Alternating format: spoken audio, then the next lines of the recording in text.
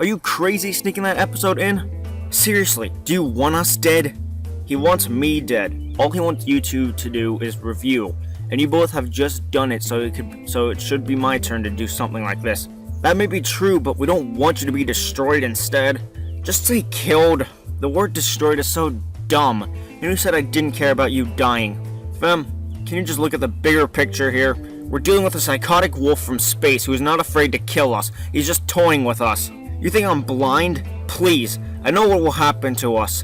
It's called trying to stay strong, idiot. Can we get back to the matter at hand? Me smuggling in an episode to review? Just be careful.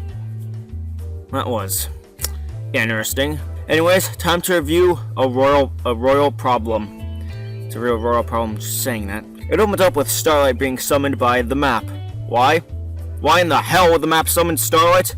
It's like the writers don't even know anything about the map. It makes no sense that Starlight would be summoned because A, she wasn't there when the map was first created, and B, she tampered with the map and caused it to break.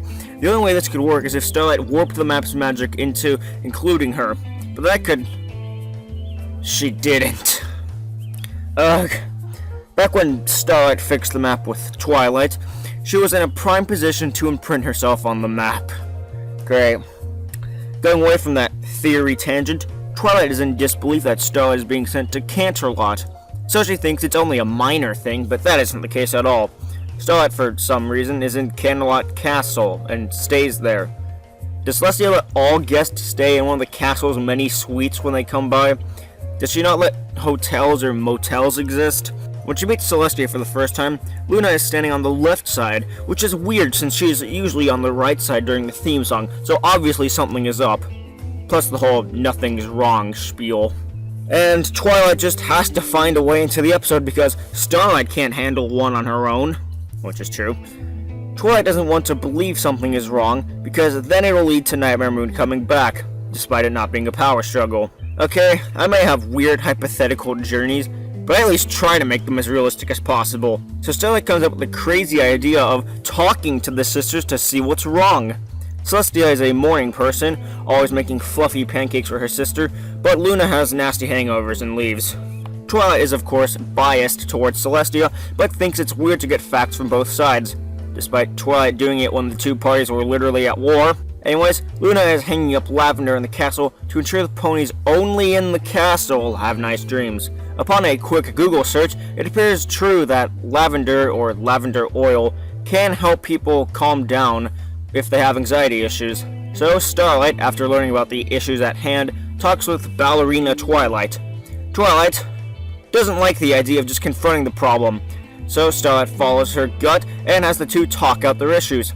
At first it kinda works, but then they just devolve into bickering and arguing so much that Starlight casts a spell that lasts 24 hours on the two, temporarily changing their cutie marks. Ah, so it's a body or role switch episode. At least we never did a stupid body switch. We just separated personalities into multiple bodies due to different timelines. You know, realistic things. I know. But yeah, Luna and Celestia are forced to do each other's tasks.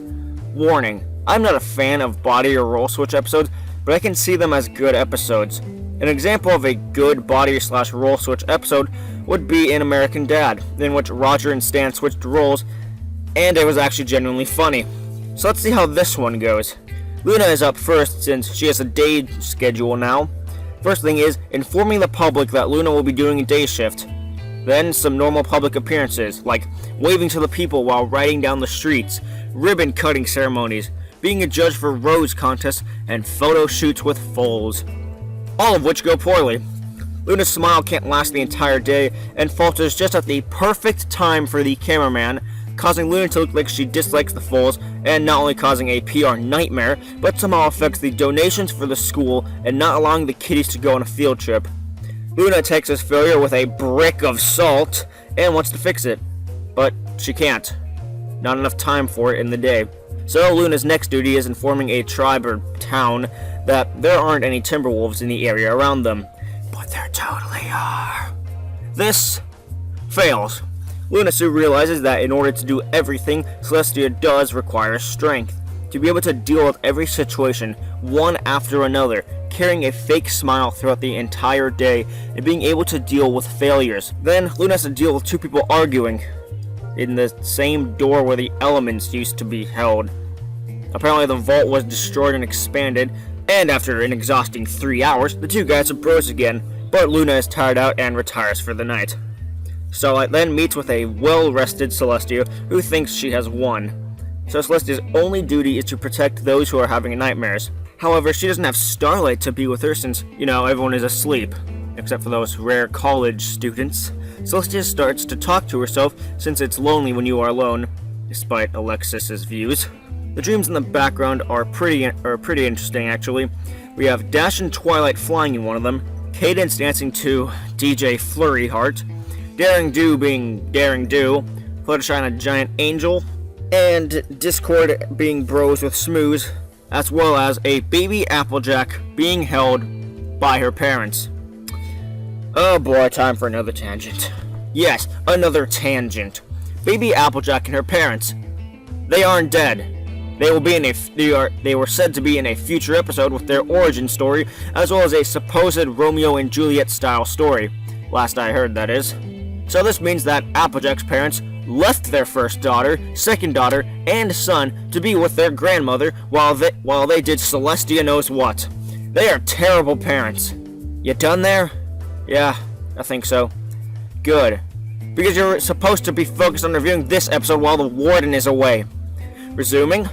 Apparently the only nightmare worth of Celestia's aid is Starlight Glimmers. Starlight is afraid that she failed her friendship mission, and it will lead to Nightmare Moon returning. Question. How does Starlight know what Nightmare Moon looks like? She lived in a faraway village, so unless she read the Mare and the Moon story and saw a photo of what Nightmare Moon actually looks like, she shouldn't know what Nightmare Moon looks like. But that aside, Nightmare Moon isn't the only evil figure in play. Starlight fears that her failure will cause Celestia to become evil and turn into Daybreaker. Why? I don't know. Apparently Daybreaker is just evil and power hungry, silencing anyone against her and willing to kill Nightmare Moon. Starlight is about as useful as fire in a room full of explosives. Celestia is afraid that she may not be able to do it alone either and grabs Luna from her nightmare. But first, let's look at Luna's dream. She is practicing a smile while children tell her that it's obviously fake, and whenever Luna tries to speak and apologize, her teeth fall out. That is some dark stuff right there. However, Luna is also useless in the dream world. Celestia says that Luna is brave and strong for being able to do the stuff she needs to do, while Luna also says that Celestia is strong. Daybreaker comes close to winning the dream fight, and Celestia is able to stand up to the two and save Starlight. The two sisters make up, with Luna making terrible pancakes for Celestia.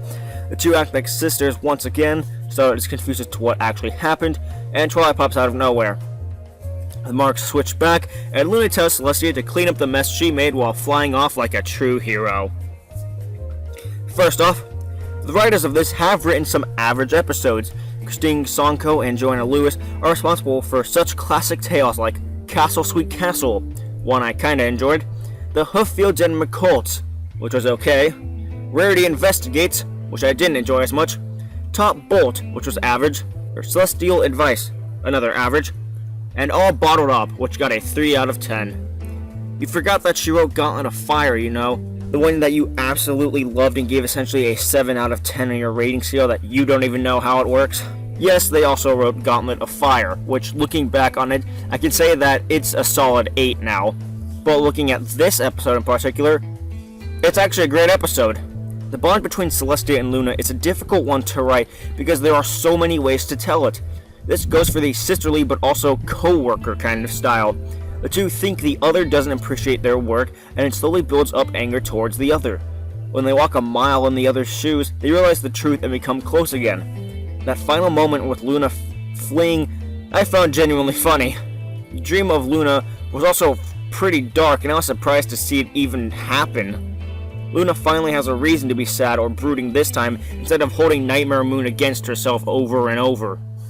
I actually give this one an 8 out of 10 as well, just as good as Gauntlet of Fire. Funny since both great episodes focus on side characters of the show. Maybe the good episodes nowadays are when the focus is off of the main 7 and onto the characters with less development. That aside, Luna's montage of work was still funny. The role switch was actually done very well like how American Dad did it, But there were some problems. Just like in Gauntlet of Fire, Twilight didn't really need to be there at all. She only made things worse and was essentially a catalyst for the plot by pushing Starlight's anxiety through the roof and into the stratosphere. There was also quite a bit of princest, or shipping between Celestia and Luna. I mean, there is no wrong way to fantasize, but I didn't think the writers would take it to heart. Anyways, I'm Wolf, and did you honestly think you could get away with such a thing? A review of a good episode?